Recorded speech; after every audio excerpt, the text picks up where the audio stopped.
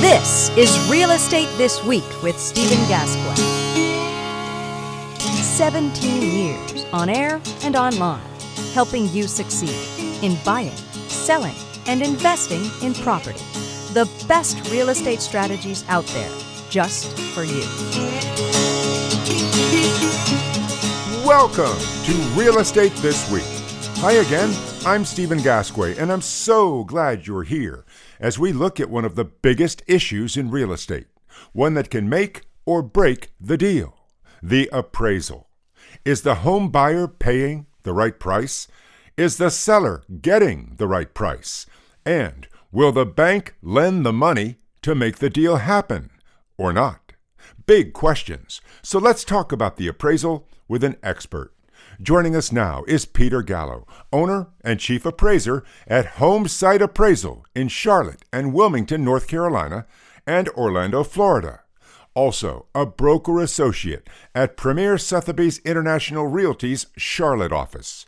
Peter is the chair of the North Carolina Realtors Appraisal Committee for the second time. He's also the president-elect of the Charlotte Region Mortgage Lenders Association. And Peter is the past chair of the Real Property Valuation Committee at the National Association of Realtors. Pete, welcome to Real Estate This Week. Hey, Steve, how are you? I am just great, thank you. I hope you are too. I am. Wonderful. And I know that you're busy being appointed the chair of the NC Realtors Appraisal Committee for the second time. Hey, do you think there's going to be a third also? No, I think they've had enough of me. Well, let's talk about a really important issue in real estate, the appraisal. Tell us, what is the appraisal and why is it so important when people buy and sell property?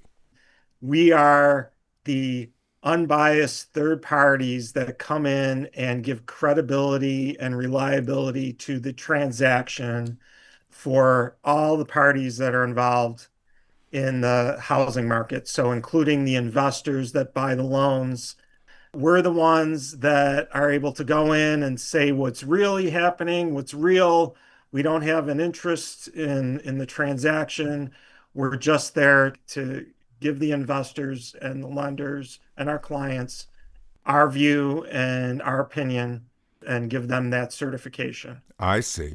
And you know, it's very interesting to hear about the appraisal in those terms because as we know, the appraisal is the gold standard when it comes to the value of a home. I mean, people can ask whatever they want when they're selling a house, and the contract price can be anything in the world, but the appraisal is the actual value based on data. So tell me, what data is it based on? Well, what you just said there, we observe, we watch those deals happen and we see the history of those deals. And, you know, our biggest tool, of course, is the local multiple listing system. That's part of being competent and having access to the data, all the data that we should have access to be able to render those opinions reliably and confidently.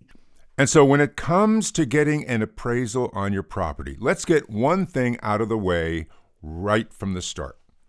If it's an all-cash sale, and I'm the buyer and I'm fine with it, and the seller's fine with it, do I even need an appraisal?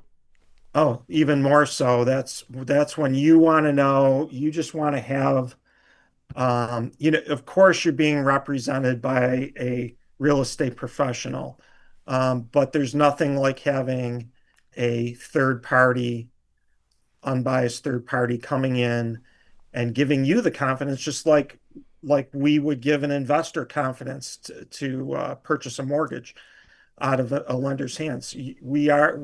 Our opinion and our certification will give you that confidence to pay that cash and know you're paying the right amount and you're making the right investment. That's really good to know. And it's really important that a buyer knows they're paying the right price for that house. And now a question.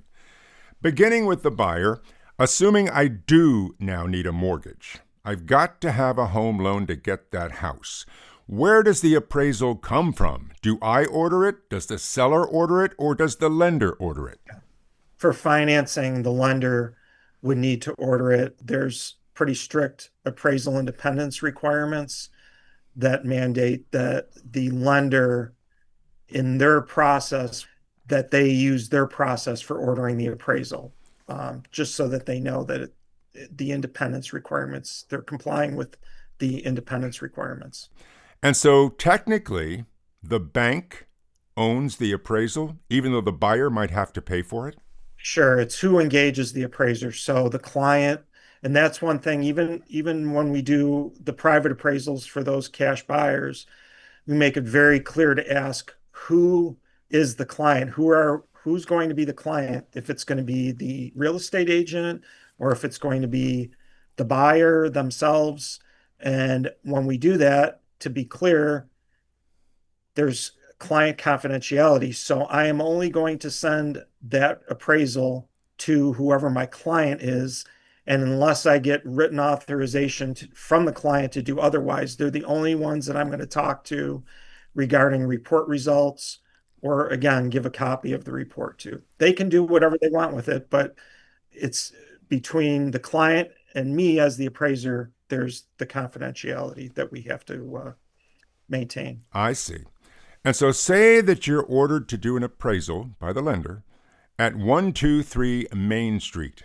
Now, obviously you have a lot of data available online, comparable data, other sales, that type of thing. But do you also go to the property yourself? And if so, Peter, what are you looking for? Sure. For a traditional appraisal, yes, we're visiting the property. The first thing you're doing is you're measuring the property. It's one of the most important things. Personally measuring, getting a tape measure and a laser, and measuring the exterior of the property. But while you're doing that, you're also, right from when you're driving to the property, you're observing the neighborhood, you're observing the street. You pull up, you're looking at the outside, you're looking at the neighboring properties, any influences, if there's a water tower, railroad tracks. And then as you're measuring and you're going around the outside of the house, you're doing that, you're still doing that. You're looking at views, it's also allowing you to not only measure, but you're looking at soffits, you're looking at fireplace chases, chimneys, roof, peeling paint. You're looking for everything, anything that either condition, quality. You're starting to develop your appraisal at that point, and observing the property has the biggest impact, of course, on your opinion and on your development. Absolutely. And when you do that tour, do you already know what the contract price is, or is that kind of a secret and you just develop your numbers without any influence at all? If it's a purchase, we usually know. We usually have a copy of the contract beforehand, but it's all developed independent of the contract. So, and it has to be because that's what you're hired to do. So, while you might have the sales contract, you are going to the property, getting the facts of the property, all the material facts, the pertinent facts, like I said, size, condition, and then you're going to the market and you're trying to match the property to the market. And the sales contract, while it can be an indicator if it's two unrelated parties and knowledgeable parties coming together, it's certainly the contract can be an indicator, but that's not what you're appraising to. You're appraising all outside of that. And then when you're coming and doing your reconciliation of the different approaches to value, our standards and guidelines do allow us to consider a contract price in our final reconciliation. So an appraiser might have a range, say a $50,000 range between after adjustments of comparables, or whatever the range might be. You're going to have a range. Okay. Whether it's 1 to 3 comparables or 7 comparables or how many, you're going to have a range. And then you're going to have the sales comparison approach, you're going to have the income approach and the cost approach. And you're going to look at all those numbers and you're going to see, and then you can also throw that sales contract in if you deem it to be an arm's length transaction, and consider the sale price as well. So, Peter, let's look at 3 common scenarios that you deal with all the time. First, you do an appraisal on a home and the contract price is $500,000. And the appraisal comes in at $500,000. Everybody's happy, right? I guess. Yeah. Okay, now another I have a scenario. feeling I know what your question's going to be. I think you do. And another scenario. The contract price of a home is $500,000, and the appraisal comes in at $550,000. Now, that's great for the buyer, right? But what about the seller? It doesn't matter to us. I mean, whatever it is, it is. So that would be something that the real estate agent would be dealing with. So I really couldn't answer that as far as from an appraiser's perspective. Okay. So And what if that appraisal comes in at $450,000? That is $50,000 less than the contract price. How about that, Peter? well, I'll tell you one thing. I know the phone's probably going to ring or we're going to start getting emails. But no, I mean, it's all in the appraisal report. So how we came to that and how, in our development, we're asking questions. We're looking at the market. The agents involved might be giving us their CMAs or how they came up with the list price and property information. So everybody should be able to understand. Well, at least our client will, because we're not sharing that information with anybody other than the client. So really, it would be up to the client, who is probably the lender, to explain it or give out copies if they would like to the parties and have them read it and understand it. But at that point, once the appraisal's out and there are questions from whoever party, we can only speak to the client at that point about report results. So the agents or the buyer or seller, if they have questions, they have to go to the lender and ask that of the lender and ask if they could get answers through the lender from the appraiser. And there's what they call reconsideration of value that's pretty much been standardized, or there's been attempts to standardize it. And I think Fannie and Freddie, they have adopted a standard format, and most lenders have a standard process for reconsideration of value. And that usually happens if the appraisal comes in below the contracted sales price. Peter, I like the way that you're handling this because you are kind of a neutral party. You're kind of like Switzerland, Yes. right? You just represent the appraisal and the appraised number. You're not talking to the buyers. You're not talking to the sellers. You're not talking to their agents unless they talk to you. You are talking about, this is what we came up with. Deal with it. Right. Now, beforehand, before we're doing our reports, when we're in the process of developing the report, and we do talk to all those parties, and we're detectives. Is there anything about the property that I don't understand or I don't see, I don't know, that an agent or an owner might know? And you can also ask them questions like, when you bought this house, I know one appraiser who asked, what's the one thing about the house or the property that you fell in love with? And that gets a conversation going with the homeowner about the property, and you can find out things. I remember I walked into a house and I asked them kind of jokingly, is there anything that I can't see, like a bomb shelter? And they're like, yeah, actually, yes. And in the back of the property, yes, there was a old bunker concrete dome that was totally hidden by vines and brush. And I hadn't gone out back there yet, but I probably would have stumbled upon it. But it's things like that. You do ask questions, underground tanks, things you can't see. You find out by talking to those people. So it's not a matter of us not talking to those people. Now, once we submit the report and there's questions, we can only work with the client on those. I see. Unless it's like square footage or something, but usually even that stuff, you want to put that all through the client to the appraiser. I see. And Peter, I can only imagine what happened in that situation. There you are doing an appraisal on a house, and you discover a bomb shelter in the backyard. Right. And your report probably said accessory dwelling unit out Yeah, back. right. No, but that is one of, what do you do with that? And you have to figure out, is it a detriment? Is it a benefit? Or is it just a neutral thing that Right. doesn't matter? So, What a great story. Hey, so yeah. if the seller doesn't like the result of the appraisal, can they appeal? Well, and that would be your reconsideration of value, but now you're talking about the seller, and most likely we're doing the appraisal on behalf of the mortgage lender for the buyer for their mortgage. So you're twice removed where you have somebody who's really not a party. We're doing it for the mortgage, where the Right. seller has nothing to do with that process. So I see. they can petition the buyer's agent, the buyer and the buyer's agent to ask the lender and that would probably be a result of some sort of negotiation going on.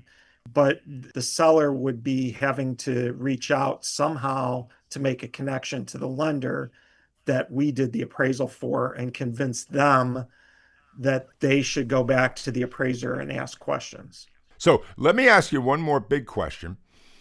So if I am a home seller, Pete, Yes. and I want to get the biggest possible number for my home appraisal, is there anything I can do in the weeks before you arrive at my place to give me a better number? Or will it pretty much be the same? Well, it's pretty much going to be the same. I mean, we're not really looking at housekeeping. We're looking at overall condition, painting, any kind of upgrades that you've done recently or over going back, really a history of upgrades. If it's an older home, what have you done in the past 15 years? What have you done in the past 10 years? What have you done in the past 1 year? So you're hiring us to come in and give an objective opinion. Maybe you would like it to have come in higher, but now and you can talk to the appraiser about items that benefit. And when you did the appraisal, what did you consider? What were some point and it will all already be in the appraisal so that they can read. But certainly that back and forth with the appraiser before and after you do the assignment for them, complete the assignment for them, there's going to be a lot of communication, and an appraiser can really tell you a lot about not only your property, but the market and where it sits in the market. And that's because that's what we do. And Peter, you've probably heard about sellers who get their own home inspection before the house goes on the market so that they'll know the condition of their house and they can pass that on to a buyer. Would you say it would be wise for a seller to also get their own appraisal? Or, in the long run, will that not mean a thing? I think at the very least, it would give you more confidence. The real estate agent's really your marketing person. So how would I get the most? Well, that's up to marketing, and that's up to a real estate agent. What we will do is we'll be able to give you an opinion of value of the marketability of your property as of now. And our opinion of that based on not only closed sales, but we also look at pendings and actives as well from the multiple listing system. So we're going to consider everything, and you should have a number that's pretty much spot on the effective date of that appraisal report. Excellent. And Pete, tell me this. Do you like your work? I do. I think a lot, you'll hear from a lot of appraisers, it's like putting together pieces of a puzzle. I think it's funny because I think what I enjoy the most is when we are able to talk to our clients about an appraisal that we've completed and give more information, because there's so much information and data that we obtain when we are developing our reports that really don't go into the report. That's really just in our work files. By the time we're done with the appraisal, we probably know more about that property than anybody. And like I said, it really doesn't all go into the report. It's not necessary. There would be information that's just not necessary. And most of the times with the traditional appraisal, it's a form report that we're both filling out blanks and providing narrative, but there's even more in our work file. So I think what I like to do the most is really to have a conversation with the client about the market and the property and how it fits. Excellent. And Pete, I really want to thank you for being on the show today and telling us all about the appraisal, what it means, and why it matters so much. Pete, thank you. Thank you so much, Steve. You're very welcome. Peter Gallo, owner and chief appraiser at Homesite Appraisal in Charlotte and Wilmington, North Carolina, and Orlando, Florida. Also, a broker associate at Premier Sotheby's International Realty's Charlotte office. Peter is the chair of the North Carolina Realtors Appraisal Committee for the second time. He's also the president-elect of the Charlotte Region Mortgage Lenders Association. And Peter is the past chair of the Real Property Valuation Committee at the National Association of Realtors. Next time on Real Estate This Week, expert advice on how to sell one house and buy another at the same time. And until then, I'm Stephen Gasque, and thank you for listening. A brand new episode of Real Estate This Week with Stephen Gasque drops every weekend, everywhere. And you're invited to listen, subscribe, and follow us. Just look for Real Estate This Week with Stephen Gasque. The best real estate strategies out there, just for you.